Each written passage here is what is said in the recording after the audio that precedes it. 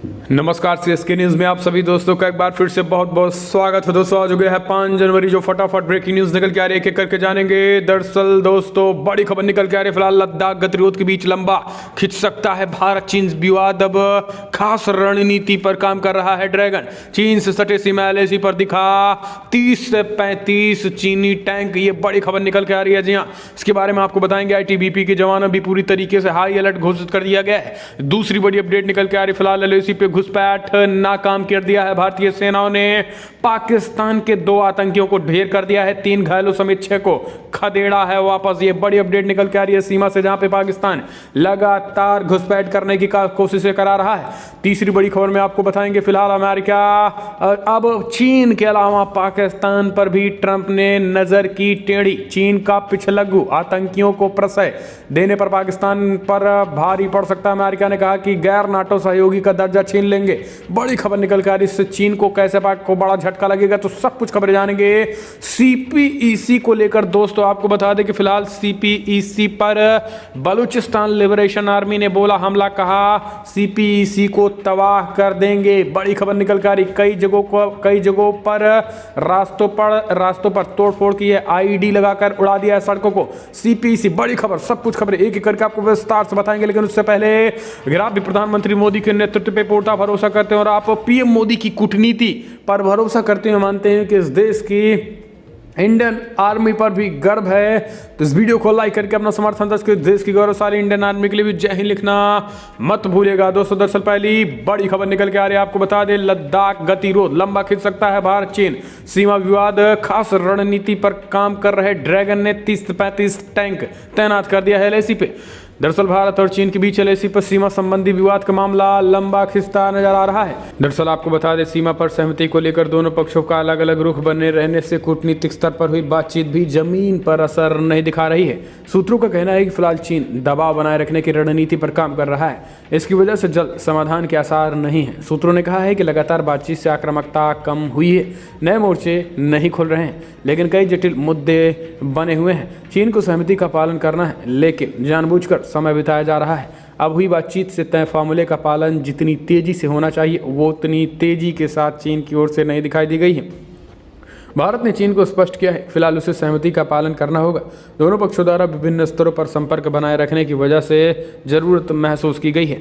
सूत्रों ने कहा है कि फिलहाल भारत लंबी रणनीति के साथ एलएसी पर अपने दृढ़ रुख के साथ डटा हुआ है। ये बड़ी खबर निकल के आ रही है। आपको बता दें कि 30 से 35 टैंक भी देखे गए हैं। चीन ने एलएसी पर रेजांगला, रेचिला और मुखोसरी पर टैंक तैनात किए हैं। जी न्यूज के पास ये बड़ी खबर निकल के आ रही है। एक्सक्लूसिव वीडियो भी निकल के आ रहा है जहाँ पर चीन लगातार टैंकों की तैनाती कर रहा। हालांकि कुछ होने वाला नहीं, क्योंकि इंडियन आर्मी भी आपको बता दें कि जिस ऊंचाई पर खड़ी है चीन के टैंक भुनगा है। आपको बता दें कि चीन के टैंक दूर से ही राफेल के फाइटर जेट पलक झपकते ही इनके 30 से 35 जेट तबाह, 30 से 35 टैंक तबाह हो जाएंगे और पता भी नहीं चलेगा। हम चलते हैं अपडेट लेते हैं। फिलहाल एलओसी पे घुसपैठ नाकाम, 2 आतंकी ढेर, 3 घायलों समेत 6 को खदेड़ा गया। ये बड़ी खबर निकल के आ रही है। एलओसी पर घुसपैठ की बड़ी कोशिश को नाकाम करते हुए 2 घुसपैठियों को ढेर कर दिया गया है।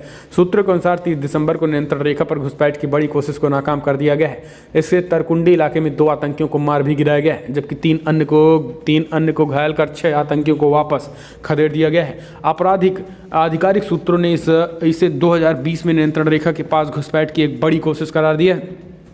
सूत्रों ने कहा है कि जिस तरीके से 4 ने 6 आतंकियों को पीछे खदेड़ा, उसमें से 3 घायल भी हो गए थे। सैन्य सूत्रों के अनुसार राजौरी सेक्टर में एलओसी के साथ तरकुंडी इलाके में 6 से 8 आतंकियों के एक समूह ने 30 दिसंबर को घुसपैठ की कोशिश की थी। तो ये बड़ी खबर निकल के आ रही है। आपको बता दें सीमा से जुड़ी हुई बड़ी अपडेट निकल के आ रही है, जहाँ पर आपको बता दें एलओसी पर यार पार की सिचुएशन बनी हुई। हालांकि आपको बता दें इंडियन आर्मी ने चीन को मुंहतोड़ और करारा जवाब देते हुए फिलहाल आर पार का ऐलान कर दिया है।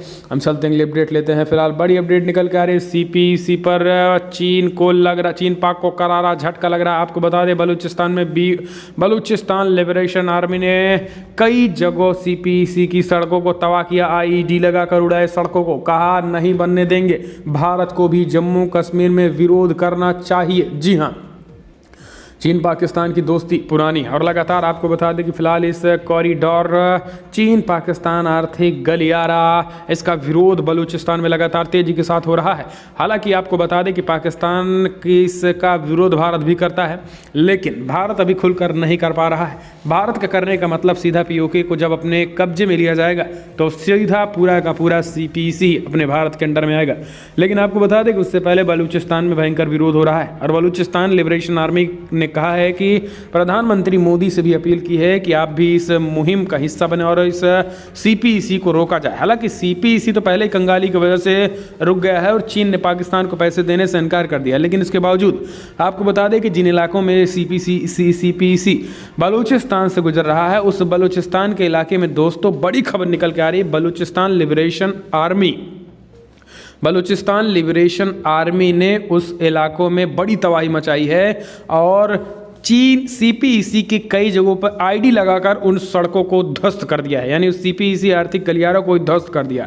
और आपको बता दें कि भारत की तरफ से भी संदेश दिया गया है भारत पर कि जम्मू कश्मीर पाक अधिकृत जम्मू कश्मीर में भी भारत इस डेवलपमेंट को पूरी तरीके से रोके। तो दोस्तों अगर आप भी मानते हैं कि फिलहाल पीओके पे आर पार करके सीपीईसी को अपने कब्जे में लेना चाहिए तो इस वीडियो को लाइक करके अपने समर्थन में सुझाव दे। चलते हैं अगली अपडेट लेते हैं। फिलहाल आतंकियों का प्रश्रय देना और चीन का पिछलग्गू बनना अमेरिका को रास नहीं आया, पाकिस्तान पे लगा सकता है भारी भरकम सैंक्शन, नाटो सहयोगियों का दर्जा भी वापस छीन सकता है। ये बड़ी खबर। जी हाँ, आतंकियों को खुला आश्रय प्रश्रय देना और चीन का पिछलग्गू बनना पाकिस्तान को भारी पड़ सकता है। अमेरिका उससे गैर नाटो सहयोगी देशों का दर्जा छीनने की तैयारी कर रहा है। अमेरिकी संसद के 117वें सत्र के शुरुआती दिन एक सांसद ने इससे संबंधित एक विधेयक प्रतिनिधि सभा में पेश किया है। आपको बता दें कि वर्ष 2004 में तत्कालीन राष्ट्रपति जॉर्ज डब्ल्यू बुश के कार्यकाल में प्रमुख गैर नाटो सहयोगी देश के तौर पर पाकिस्तान को नामित किया गया था। इस समय 17 देश अमेरिका के प्रमुख गैर नाटो सहयोगी हैं। रिपब्लिकन सांसद एंडी विंग्स ने जो विधेयक पेश किए हैं उनमें पाकिस्तान के प्रमुख गैर नाटो सहयोगी देश का दर्जा समाप्त करने की बात की गई है।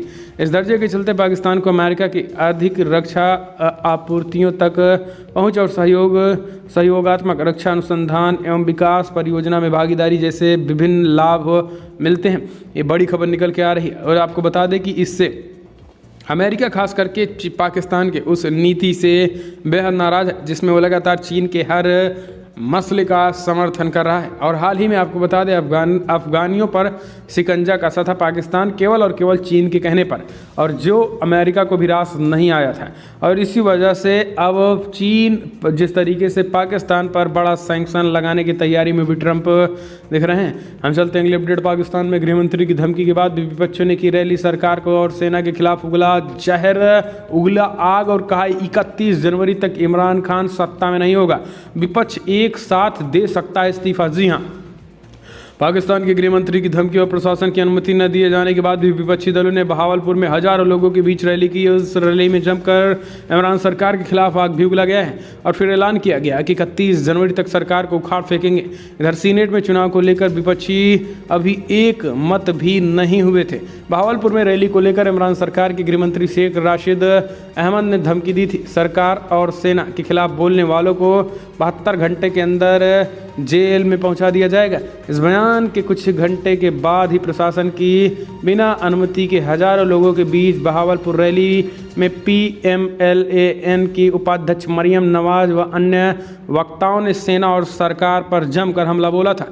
हम चलते हैं अगली अपडेट लेते हैं। आपको बता दें फिलहाल पाकिस्तान में 2020 में आतंकवाद की जड़ें और हुई हैं मजबूत। 146 हुए आतंकी हमले, नेशनल प्लान नहीं हुआ कारगर। पाकिस्तान में 2020 में आतंकवाद की जड़ें और मजबूत हो गई हैं। यहाँ पाकिस्तान तालिबान और उसमें दलों ने अपने वजूद को बढ़ा दिया है। सरकार का नेशनल प्लान भी इसकी ताकत को कम नहीं कर सका है। Pakistan institute for piece study ने अपनी रिपोर्ट में पिछले साल का ये निष्कर्ष भी निकाला है। रिपोर्ट में कहा गया है कि 2020 में विभिन्न आतंकी संगठन कट्टरपंथियों ने पाकिस्तान में 146 आतंकी हमले किए हैं। इनमें 3 आत्मघाती विस्फोटक भी किए गए हैं। बीते साल में पाकिस्तान में प्रतिबंधित तहरीक तालिबान TTP के लगातार हमले जारी रहे हैं। इस संगठन ने पाकिस्तान में 67 आतंकी हमले किए गए हैं। ये आतंकी हिंसा का लगभग 46% है। ये बड़ी खबर निकल के आ रही है। हम चलते हैं अगली अपडेट लेते हैं। आपको बता दें फिलहाल 20 जनवरी को शपथ ग्रहण समारोह में बाइडेन के लिए स्कॉट और डिजिटल परेड का आयोजन। जी हाँ, नवनिर्वाचित राष्ट्रपति जो बाइडेन 20 जनवरी को अमेरिकी संसद में एक सादे समारोह में शपथ ग्रहण करेंगे। शपथ ग्रहण के बाद व्हाइट हाउस के ईस्ट फ्रंट पर न केवल पास इन रिव्यू होगी बल्कि व्हाइट हाउस तक राष्ट्रपति के लिए स्कॉट का आयोजन किया जाएगा। इतना ही नहीं, पूरे देश में डिजिटल परेड भी होगी। अमेरिकी संसद के वेस्ट फ्रंट पर आधिकारिक शपथ ग्रहण समारोह होगा।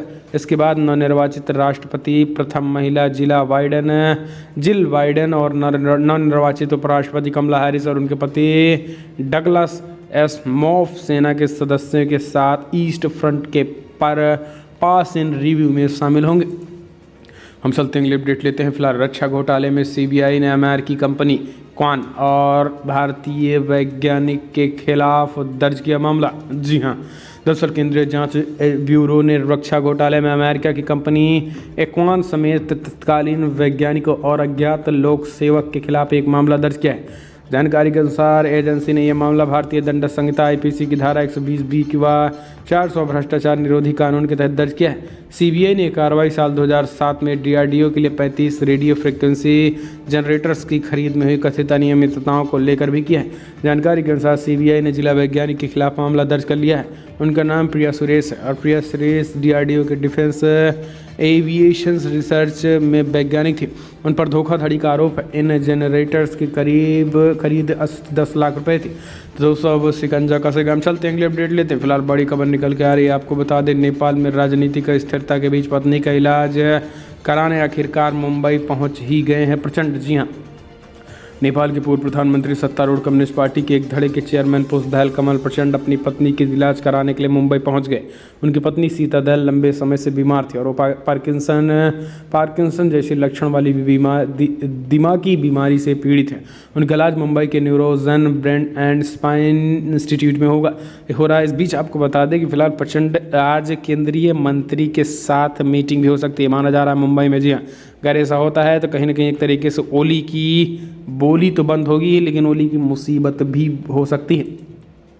हम चलते हैं अगली अपडेट लेते हैं। आपको बता दें दोस्तों फिलहाल बड़ी खबर निकल के आ रही है। दिल्ली हिंसा में पुलिस पर गन लहराने का आरोपी शाहरुख शकील 5वीं बार दाखिल की जमानत अर्जी, कोर्ट ने खारिज की अर्जी। जी हाँ, दरअसल दिल्ली दंगे के आरोपी शाहरुख पठान ने दिल्ली हाई कोर्ट में जमानत अर्जी दाखिल कर दी है। आरोपी शाहरुख पठान की जमानत अर्जी पर दिल्ली हाई कोर्ट ने दिल्ली पुलिस को नोटिस जारी कर दिया है। आपको बता दें कि 5वीं बार है जब दिल्ली दंगे के आरोपी शाहरुख पठान की तरफ से कोर्ट में जमानत अर्जी दाखिल की गई है। इससे पहले निचली अदालत और हाई कोर्ट शाहरुख की जमानत याचिका खारिज कर चुके हैं।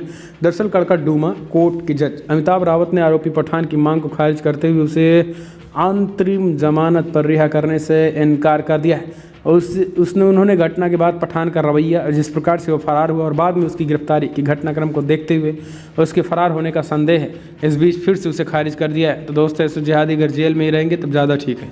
हम चलते हैं अगले अपडेट लेते हैं। फिलहाल गाजियाबाद हादसे में सीएम योगी आदित्यनाथ का सख्त एक्शन। मृतकों के परिजनों को जहाँ एक तरफ 10 लाख का मुआवजा और नौकरी देने का वादा किया, तो वहीं अपराधियों, अप्रवृत्त और इन दोषियों के खिलाफ कड़ी कार्रवाई करने का ऐलान कर दिया है। यूपी के गाजियाबाद जिले में मुरादनगर में रविवार को शमशान घाट में हुए हादसे में मारे गए लोगों के परिजनों को योगी सरकार ने 10 लाख रुपए मुआवजा देने का ऐलान कर दिया है। योग्यता के आधार पर नौकरी का भी वादा किया है। वहीं घायलों को प्राइवेट हॉस्पिटल में फ्री में इलाज को भी कहा गया है। आपको बता दें कि सुबह से ही ग्रामीणों ने 100 रख कर इल्ज़ाम लगा दिया था और मुख्यमंत्री को बुलाए जाने की मांग कर दिए थे।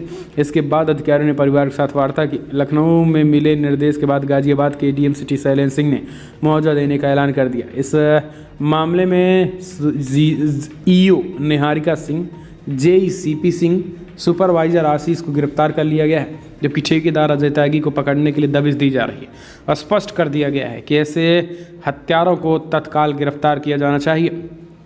हम चलते हैं अगली अपडेट लेते हैं। फिलहाल कॉन्ट्रैक्ट फार्मिंग नहीं करेंगी रिलायंस। नए कृषि कानूनों को लेकर अफवाहों पर कही बड़ी बात। जी हाँ, रिलायंस इंडस्ट्रीज लिमिटेड ने अपनी सब्सिडरी कंपनी रिलायंस जियो इन्फोकॉम लिमिटेड के जरिए पंजाब व हरियाणा हाईकोर्ट में उपद्रवियों पर सरकारी प्राधिकरणों द्वारा तत्काल हस्तक्षेप करने के लिए याचिका दायर की गई है। दोनों राज्यों में उन्होंने जरूरी communication infrastructure sales and services outlets पर तोड़फोड़ की है और कंपनी ने कहा है कि फिलहाल मौजूदा किसान आंदोलन की आड़ में व्यापार प्रतिद्वंदी अपनी चाल चलने में लगे हैं। कंपनी ने नए कृषि कानूनों को लेकर स्पष्टीकरण भी जारी कर दिया है। रिलायंस ने नए कृषि कानूनों के नाम पर किए गए दावों को लेकर एक स्पष्टीकरण जारी कर दिया है। इसके साथ ही कंपनी ने ये भी बताया है कि फिलहाल वो किसानों की बेहतरी के लिए अपने स्तर पर क्या कदम उठा रहे हैं। रिलायंस रिटेल लिमिटेड, रिलायंस जियो समेत तमाम चीज़ें बताई हैं। हम चलते हैं अगली अपडेट लेते हैं। फिलहाल आपको बता दें दोस्तों, कल किसानों के साथ बैठक फिलहाल असफल रही। अगली बैठक 8 तारीख को होगी। जी हाँ, ये बड़ी अपडेट निकल के आ रही। जी हाँ, अगली बैठक 8 तारीख को होगी। दूसरे राज्यों के किसानों से बात कर ही फैसला लेंगे। ताली दोनों हाथ से बजती है, कृषि मंत्री का बड़ा ऐलान निकल के आया है। दरअसल आपको बता दें कि फिलहाल 8वें दौर की मीटिंग खत्म हो गई है, कोई नतीजा नहीं निकल पाया है। दिल्ली के किसान भवन स्थित संगठनों में सरकार के मंत्रियों के बीच कल मीटिंग हुई थी। इसमें मीटिंग बेनतीजा रही। इस बीच दोनों पक्षों के बीच 8वें दौर की मीटिंग थी, लेकिन आपको बता दें कानूनी वापसी मांग पर किसान अड़े रहे। सरकार के मंत्रियों ने कहा है कि वे एक बार फिर से किसान संगठनों से बातचीत करेंगे। दोनों पक्षों के बीच अगले दौर की वार्ता 8 जनवरी को बताई गई है। ये बड़ी अपडेट निकल के आ रही है। वहीं कृषि मंत्री ने कहा है कि फिलहाल दूसरे राज्यों के किसानों से भी बात करके फैसला लिया जाएगा। ताली दोनों हाथ से बजती है, एक ही हाथ से नहीं। हम चलते हैं अगली अपडेट लेते हैं। फिलहाल बड़ी अपडेट निकल के आ रही। वाराणसी संत सम्मेलन में उठी ज्ञानवापी मस्जिद हिंदुओं को सौंपे मुस्लिम। जी हाँ, अखिल भारतीय संत समिति के सम्मेलन का समापन रविवार को हो गया है। इस सम्मेलन में कई प्रमुख बिंदुओं पर चर्चा हुई है, लेकिन जो खास बात रही है उनमें विश्वनाथ कॉरिडोर, ज्ञानवापी मस्जिद और श्रीनगर शंकराचार्य मंदिर में रुद्राभिषेक अहम रहा। इन तीनों मुद्दे पर संतों ने बड़ा ऐलान किया। धर्म नगरी वाराणसी में संतों का जमावड़ा किसी धार्मिक आयोजन के लिए नहीं, बल्कि संत देश के उन खास मुद्दों को लेकर एकत्रित हुए जिनका समाज के हर तबके पर प्रभाव पड़ता है। तो ये बड़ी अपडेट निकल के आ रही। हम चलते हैं अगली खबर लेते हैं।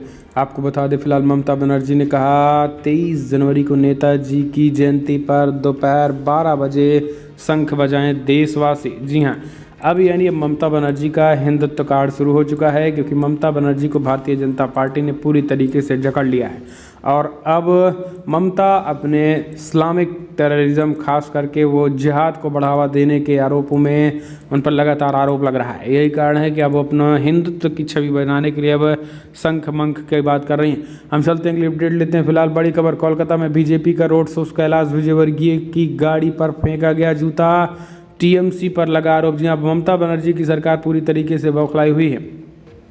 बिहार विधानसभा चुनाव से पहले राज्य में बीजेपी और टीएमसी के बीच घमासान जोरों पर है।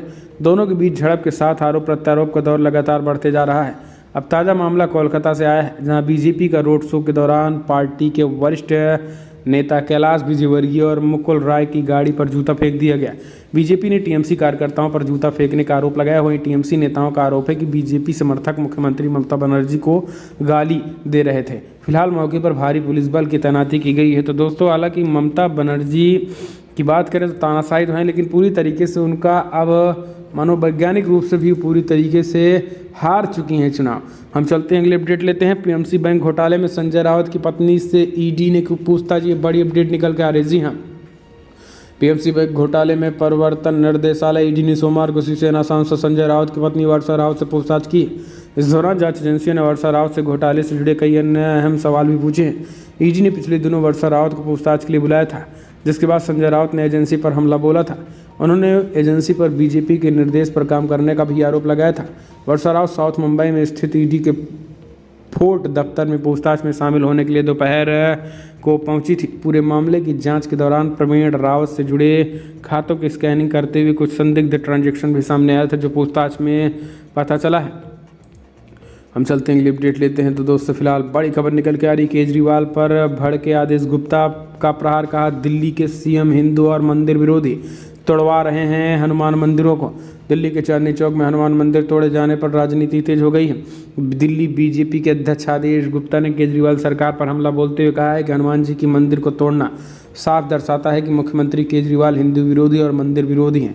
सोमवार को उन्हें प्रेस कॉन्फ्रेंस करके कहा है कि अगर मुख्यमंत्री चाहते हैं तो इस मामले को दिल्ली सरकार के रिलीजियस कमेटी को भेज सकते हैं, जिसके अध्यक्ष उनकी पार्टी आम आदमी पार्टी के नेता और मंत्री सत्येंद्र जैन हैं। उन्होंने कहा है कि चांदनी चौक में हनुमान मंदिर को केजरीवाल सरकार द्वारा साजिश के तहत तोड़ा गया है। बीजेपी जहां मंदिर था वहीं उसका पुनर्निर्माण करवाएगी। मुख्यमंत्री केजरीवाल एक तरफ कहते हैं कि वो हनुमान भक्त हैं, तो वहीं दूसरी तरफ उन्होंने कई बार लोगों की प्रार्थना के बाद भी मंदिर को टूटने से नहीं रोका है। तो दोस्तों आपको बता दें कि मंदिर टूटने के बाद केजरीवाल की पोल खुल चुकी है। आम आदमी पार्टी के नेताओं ने ही मंदिर को तोड़ा है, इसका भी खुलासा हो गया। तो दोस्तों फिलहाल बड़ी खबर में इतना, लेकिन अगर आपको वीडियो पसंद आए तो लाइक करें, शेयर करें, कमेंट के माध्यम से आप अपनी राय देना ना भूलें। इस वीडियो में तो नहीं। जय हिंद, वंदे मातरम।